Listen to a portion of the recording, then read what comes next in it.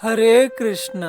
భగవద్గీత రెండవ అధ్యాయం సాంఖ్యయోగం ఒక అద్భుతమైన లైఫ్ గైడ్. దీని ప్రాముఖ్యతను 4 పాయింట్లలో చెప్తాను చూడండి. భయం నుండి ధైర్యానికి. అర్జునుడు యుద్ధభూమిలో భయంతో కుప్పకూలిపోయాడు. కృష్ణుడు అతనికి ఓదార్పు ఇవ్వలేదు, నిలదీశాడు.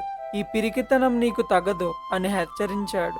సమస్యను చూసి ఏడవడం కాకుండా ఎదిరించడం నేర్పించాడు. ఆత్మ శరీరం తేడా. శరీరం నశిస్తుంది, కానీ ఆత్మకు చావు లేదు.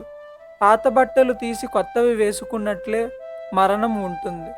మనం కేవలం ఈ శరీరం మాత్రమే కాదు. ఈ సత్యం తెలిస్తే మరణ భయం పోతుంది. ఫలితం ఆశించని పని.